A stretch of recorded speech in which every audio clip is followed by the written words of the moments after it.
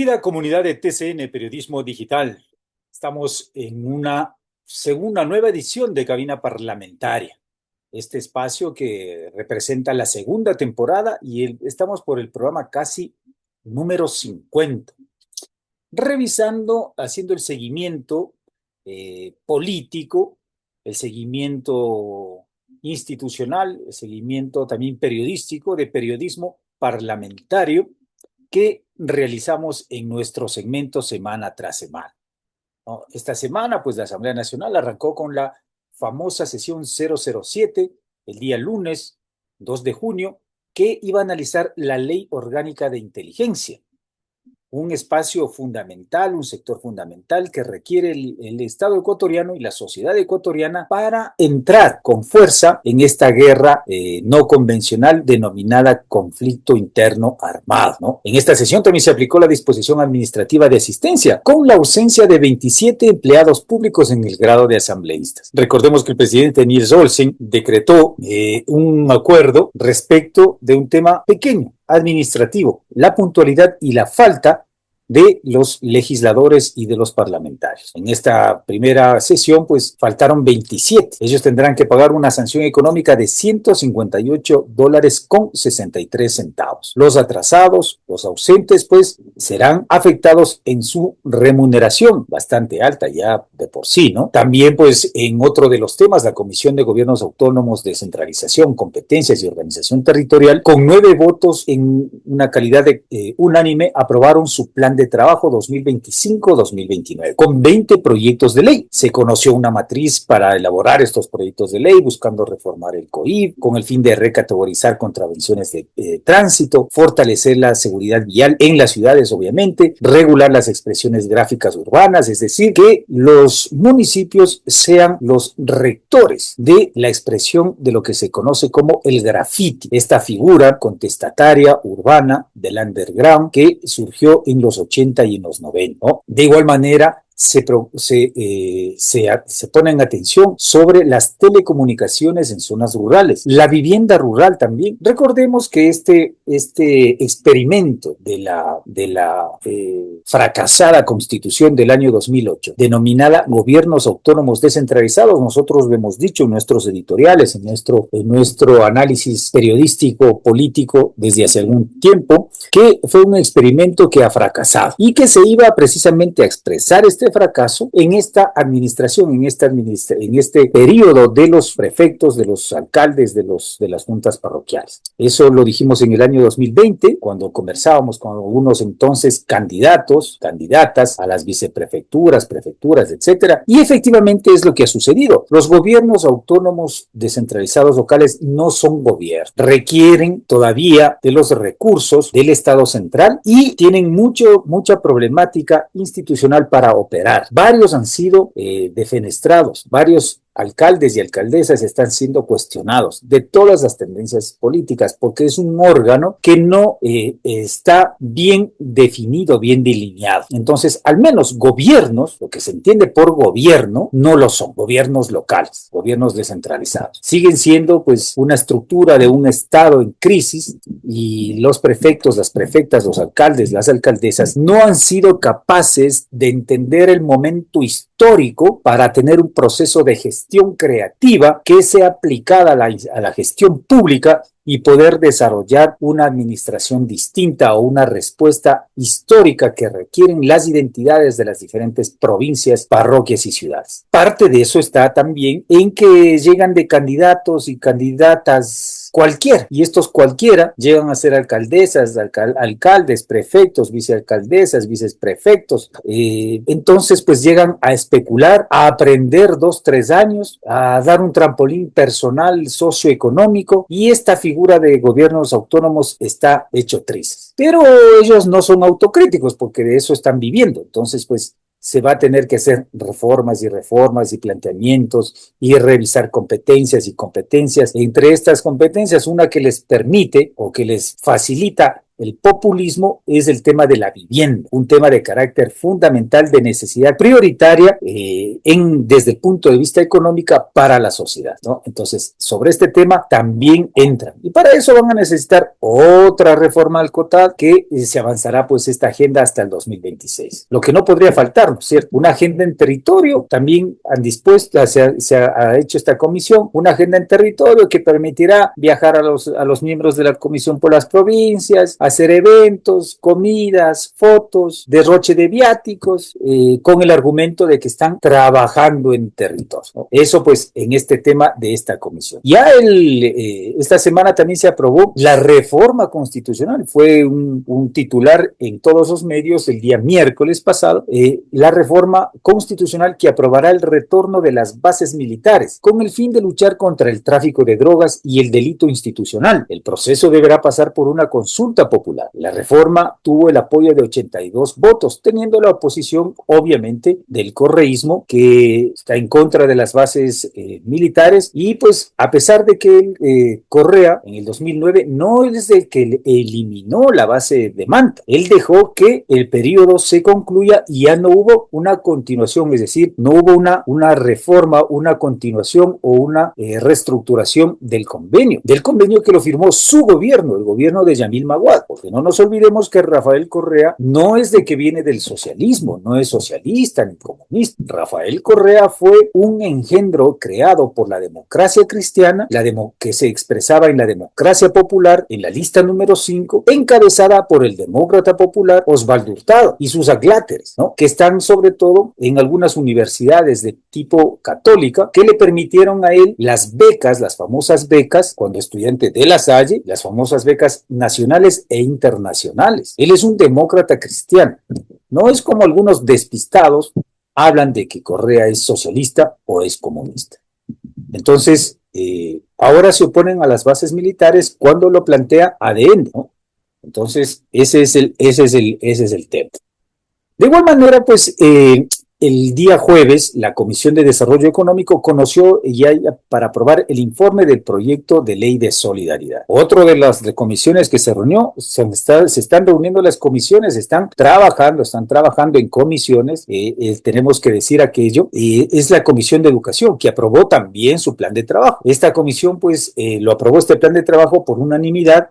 La tungurahuense Cecilia Baltazar preside esta comisión y se plantean ahí algunas leyes, ¿no? La ley de educación intercultural, la ley de educación superior, la ley de educación financiera, la ley de defensa profesional de los artistas, porque esta comisión es de educación y cultura. La ley de inteligencia artificial, en este tema donde las universidades, la sociedad civil tiene que agotar los temas, porque una ley no es más que el reflejo de lo que está viviendo la sociedad. Para eso se norma una actividad que está en requerimiento de la sociedad, y la sociedad civil también tiene que hacer el esfuerzo para empatarse en el momento histórico. La sociedad civil también tiene que hacer un mea culpa, como decía el movimiento Cultura Rebelde, ¿no? Hay dos actores, el Estado central y la sociedad civil. Entonces tiene que agotar sobre este tema de la inteligencia artificial. Otra ley que se plantea esta comisión es regular los deportes electrónicos. Esta sí es una actividad que ya está masificada, que ya está desde los hogares privados hasta actividades pues de carácter ya público, ¿no? Los deportes electrónicos, y tiene que haber una normativa que los regule, entendiendo de que también la sociedad civil tiene que agotar los temas. La ley de la Universidad del Cañar, la reforma a la ley orgánica de cultura. Esto es muy importante. ¿Por qué? Porque la Constitución planteaba de que el ente rector de la cultura es precisamente el Estado, a través de su Secretaría de Estado, el Ministerio de Cultura. Luego, por un efecto de carácter populista, se dejó ahí a esta institución llamada Casa de la Cultura, una institución loable, noble, que ya concluyó su ciclo histórico desde 1944-45, pero por un proceso de populismo en el año 2015-2016, quien se decía era el militante 001 de la entonces Alianza País, fue presidente de la Casa de la Cultura. e hizo berrinche populista y dejó ahí una figura media extraña de estas casas de la cultura que en ninguna provincia de las 24 provincias está bien. Solo salen a quejarse de dinero y nunca dan una respuesta al sector arte, cultura, creatividad y desarrollo artístico. Entonces, aquí es fundamental esto. Y hay que ver la gestión torpe que han desarrollado estos últimos 8 años los representantes de esa institución para dejar en el archivo esta reforma. Pero lo que tiene que apuntar tanto el gobierno central, tanto la comisión, tanto el pleno de la Asamblea Legislativa y el sector del arte y la cultura es de que una reforma a la ley de cultura se tiene que hacer con los gestores culturales, con el público que consume arte y no con las casas de la cultura. Si le siguen llamando en primera instancia, como habíamos tenido una entrevista con la viceministra de Cultura, van a tener el mismo resultado. Error. Entonces, eso es lo que se espera, una reunión y recepción de las organizaciones de la sociedad civil en la comisión. El día de hoy, día 7 de junio, la Asamblea tiene que resolver en una reunión en la sesión 008, si no me equivoco, el estado de la ley sobre las economías criminales. Esta ley que se le llamó economía criminal, luego se les llamó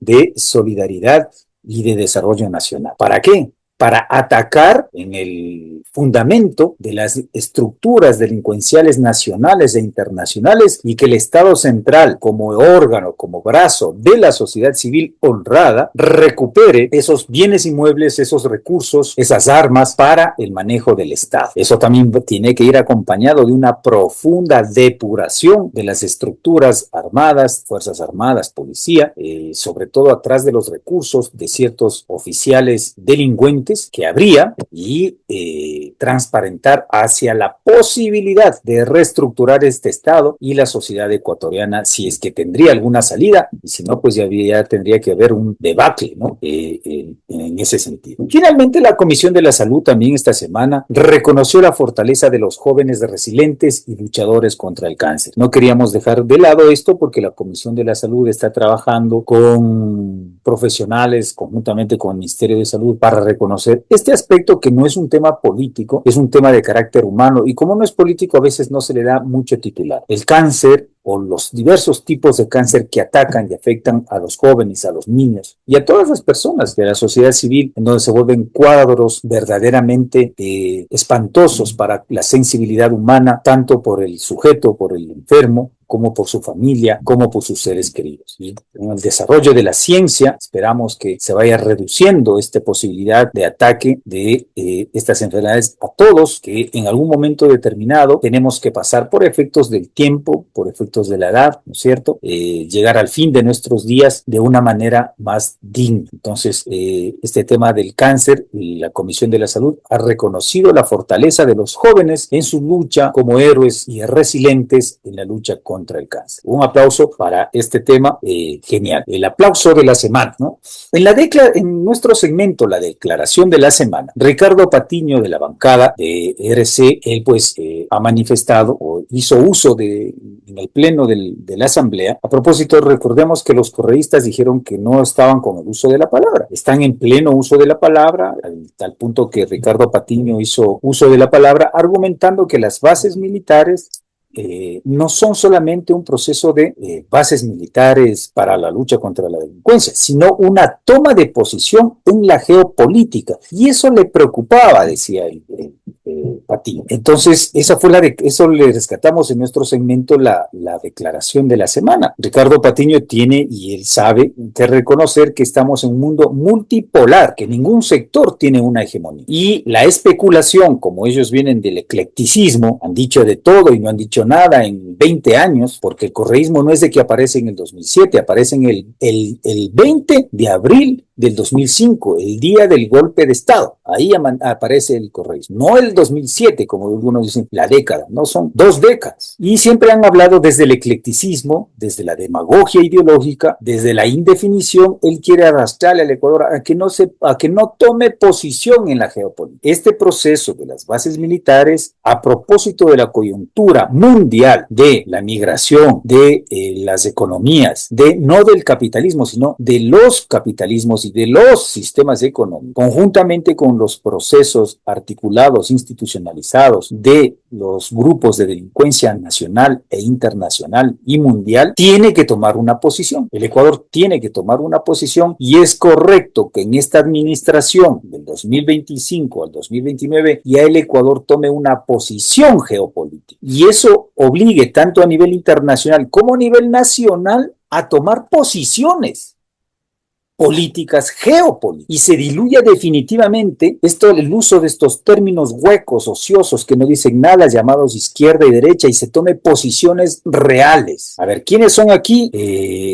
Vienen desde una doctrina filosófica, desde una posición de carácter económica, desde una posición de carácter política, administrativa, desde una propuesta de carácter administrativa de gestión pública, o desde una posición de carácter cultural. ¿Cuántas identidades, nacionalidades somos? Y tenemos la obligación de entrar en conversación, en debate racional, sin prejuicios, sin agresiones verbales, peor físicas, para construir esta sociedad y para poder conversar con nuestros vecinos en nuestra región y en el mundo entero. Pero hay que tomar una posición política. Entonces le decimos a Patiño que no se venga con los juegos de niño, y hay que tomar posición política. Y si es que esta reforma a la maltrecha constitución, a la fracasada constitución del 2008 exige aquello, pues vamos hacia aquello. No creemos de que por esto se va a tomar una posición política, pero sí es necesario que todos los elementos que van incluyendo a la sociedad civil, a la historia, a la tecnología, a la academia, a la legislatura, van a hacer que el Ecuador necesariamente llegue a tomar una posición política. Y si vamos a tomar una posición política, que diga, pues, Patiño, cuáles son los sectores que están ostentando la hegemonía política en el mundo. Él está pensando en quién está pensando, en Corea del Norte, en Estados Unidos, en Rusia, en China. Creemos, de lo que se le vio a Patiño, de que él habla de que esto, tomar nuevamente ingreso de las bases militares, le obligará al Ecuador a tomar una posición política. Pero él habla y no dice nada. No explica qué él entiende por geopolítica, cuáles son los sectores que están en beligerancia por aquello, a qué sector él propone que el Ecuador debería adherirse, y por qué él habla desde dos cosas.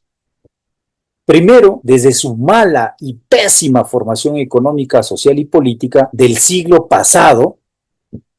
Primero, él está pensando en la Guerra Fría. Y segundo, de su eclecticismo y su demagogia de ideología. Esta fue la declaración de la semana, entonces, desde la legislatura. Otro de los temas también que se hicieron evidentes fue un intento de desconocimiento de la presidencia de Niels Olsen, que no transcurrió, no prosperó, y por lo tanto no le damos, pues, el punto de vista central en nuestro segmento, la declaración legislativa de la semana. Eso, mis queridos amigos, mi querida comunidad de TCN Periodismo Digital, no se olviden de continuar, de seguir nuestros segmentos, tanto los segmentos de TCN Periodismo Digital, empresas y empresarios, los segmentos de carácter políticos, deportivos, legislativos, como esto, en todas nuestras redes sociales. Para finalizar, como siempre les comento, esta semana pues estuve recorriendo el centro de la ciudad de Ambato, los mercados. Hay algunos mercados que están mal administrados, otros están con más afluencia, otros que se intenta hacer una recuperación del espacio público, pero pues como siempre el ambiente de trabajo, el ambiente de comercio, el ambiente de desarrollo siempre es positivo, ¿no? Entonces, esta semana la dedicamos a la ciudad de Ambato, que hemos recorrido en sus mercados, en su parte central. Como siempre les voy comentando qué ciudad voy visitando, ¿no? La vez anterior estuvimos en Baños, ahora pues estuvimos en Ambato, y un saludo para la gente de Ambato también que nos sigue y nos mira. Esto es todo por esta semana. Estamos concluyendo la semana del 1 al 7 de junio de este año 2025. Soy Fabián Paredes Vanegas. Sigan con nosotros en TCN Periodismo Digital y en Cabina Parlamentaria.